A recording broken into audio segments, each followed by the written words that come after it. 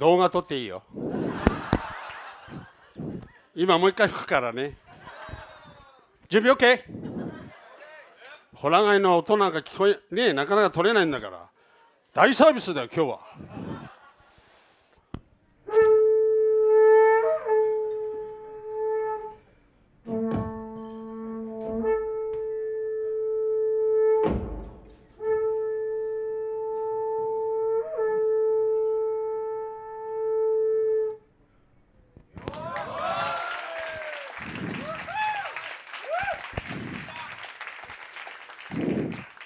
終わります。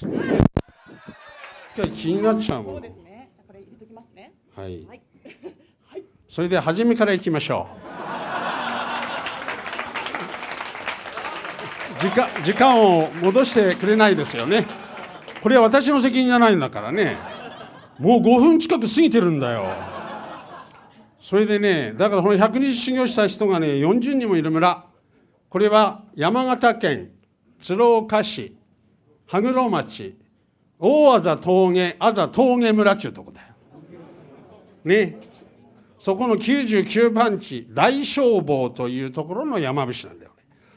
それでそんなこと話してどんどん時間経つんだから、それでね、今日プロデューサーの今日のね中島が言った、俺の喋ること全部言ってる、もう俺の喋ることはない、終わり要するにね、それじゃあね、修験道って何だろうね。修験道とは本屋に行ったり図書館に行けばいっぱい出てる。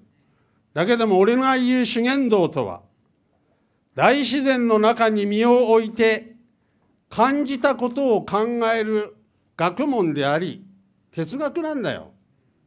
ね。山伏とは俺。ね。分かりいいだろう。強いてみんなの聞きたいようなことを言えばさ、山伏とは神や仏と人をつなぐ人、自然と人をつなぐ人。最近はね、命の元は何ですかと言ってもすぐ答えられない。命の元なんていうのは食べ物だよ。食べれなくなったら死ぬしかないの。はっきり言ってね。だから今は食と人をつなぐ人、もっと緩やかに言おうか、人と人をつなぐ人、人と地域をつなぐ人、地域と地域をつなぐ人、それが山伏だから。さっき中島がつなぐっていう言葉をね使ってくれた。だからつなぐっていう人は、これからの山伏はそういう人でいいと思うね。ただし我々は修験者でもあるっていうことだよ。しっかり修行してるからね。そういう中で今日の話なんだろうね。だからそしてね、山伏というのはね、半聖半俗なの。半聖、半分聖なる世界ね。それは修行してる自分、それから半俗、半分は世俗だよ。俺もカカもいるし子供もいる。暮らしはそういうことなんだよ。だから要は山伏というのはね、物事をはっきりさせない、曖昧。そうじゃん、言い悪いをはっきりさせてないね。だから羽黒の方では、羽黒資源ではね、一言言葉、受けたもうという言葉なんだよ。だから今回のこの口伝のイベントもね、宍戸から電話して、先達実は口伝というイベントをやりたいです。口伝？口伝なんていうのはお前山伏の言葉だよ。修験道そのものだよ。その口伝のやるんだったら俺出なきゃな。我々の本質は口伝だから、書き残さない。答えがないから。口伝だもん。聞き方次第では残らないんだよ。ところがね、山伏っていうのは宇宙観ね、自然の中にどっぷり使って山川海草木岩そういうところと一つになりながら、ね、宇宙観を感じて、そういう世界にいながら自らのね、人間って何だろうかというものをしっかりと体でね感じ取って、それやってきたわけだよね。だから今ね、ちょっとそこ時間見えないからちょっとごめんね。一応俺も気になるからさ一応俺もさ、中島にね時間越すとね後で怒られるような気してさ、この間まで2日前まではね、俺こいつ怒ってたんだ、信用しながら。その仕返しを今回来そうだからさ、だからね、要はもうあと時間とんでもなくなっちゃってね、さっきのアクシデントもあったりしたからね。だからね、さっき言った通り修験道とね、大自然の中に身を置いて感じたことを考えるね。だから言ってみれば感じることが答えなんだよ。今現代人は特に明治以降、考えなさい考えなさいって育ってきた、ね、感じたことをやるのが悪いかのように、そういう雰囲気がある、ね、考えて考えてこんな世の中になっちゃったんだよ。考えるなんちゅうのはさ、浅いんだよ。だって頭にはさ、頭で考える、こんなの知識を入れて知識で何かやろうとするだけじゃん。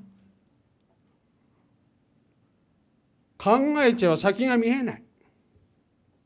だからみんながね、1年後計画どうだとか、2年後どうだとか、3年後どうだとか計画立てる。その通り言ったことある人ないじゃん。ないのになんでまた計画立てるの。できっこないのに。だから考えるっちゅうのは先が見えないの。考えたって見えない。だってあんたたちの1時間後分かるかよ。あんたたちの1時間後も見えない世界なんだよ。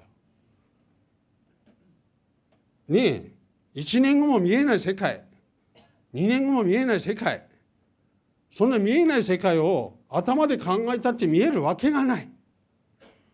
当たり前だそんなの。ところが昔の人たちはね、ものすごく魂が強かった。もう我々修行をバンバンしててね、もう今年も4月以降ただ修行修行修行、その合間にお江戸で話させられて、そんな暮らしを日々やってんだけども、だから魂バンバンになってる。魂バンバンになってるというか、ものすごく魂が強くなってる。感じる力が強くなってる。ね、だからさっき彼が直感って言ったろ。何に頼る直感。それじゃん。その直感っていうのは感じる力だよ。感じたこと。だから昔の人たちは魂が強い状態の中で、その感じ取る力が強かった。だから感じたことが答えなんだよ。昔は。ところが今は考えたことが答えじゃん。ところが考えたことなんていうのはそんなの答えになってない、俺から見ると。だからね、いかに感じるということが大事かというと、例えばだよ、私はこう考えますって言うと、その考えはおかしいと返ってくる。ね、私はこう考えるんだけどもって言ったら、これ違う人からこの考え方おかしいってくるんだろ。俺はこう感じるって言ったことに、あんたのその感じた方おかしいってくるか。私はこう感じるって言ったことには、自分と感じ方違ってもその感じ方おかしいと来ない。ということは、みんなはしっかりとそこでは感じたことがその人の答えだからだよ。ねえ、だからうちの方にね、山伏の修行いっぱい来る。修行中は俺は一言も喋らないんだから。すべて自然の中に連れて行って、ね、そういう場を作っていくだけ。俺は修行が終わって初めて喋るんだよ。俺修行しないやつなのにこんな話、本当は贅沢なんだよあんたたち。そうだよ、修行した練習はね、俺の話聞いたことないんだから中島も今日初めて聞くようなもんだもんね。だから話なんか聞いたってしょうがないんだよね。だから要は口伝だからいいの。山伏の口伝だから。それはだから俺が話したことを全部こっちでそのまんま伝っていかないから。俺が話したことのどこか自分と感じるところだけつないでいくんだよ。そういうことなの口伝っていうのは。だから書き残さない。だから教義経典なんかない。教義経典大っ嫌いね。感じたままに、魂の感じたままそうしていくこと。だからね、今科学っていう世界はさ、考えるって世界になってるかと思うけども、本質的に科学っていうのはないものを見つけるのが科学だろ。ないものを見つけるとき、なんかありそうな気がするで始まるじゃないか。なんとか細胞があるような気がする、感じるところから始まるんだろ科学っていうのは。ところが今科学っていうのを考える世界と勘違いしてる。そういうふうに取ってる人はただなぞってるだけ、知識をね。だから科学の世界もしっかりと感じ取ったこと、なんかこれがあり、このなんとか細胞があるような気がする、なんとか細胞があるような感じがする。そして10年考えて、20年研究して考えて、やっぱりそうだったって答えが出るんだよ。だから感じるっていうことの強さ、感じたことが答えなんだよ。頭から入っちゃ世の中は良くならない。今日本これ先どこ行くの。考えてきたからが今の世の中じゃん。大変だよ。しっかりと。だから今見えないものを見えるにはどうするかね。魂を強くして感じる力を強めること。そしたら見えないものが見えて、どんどんいい国になる。終わり。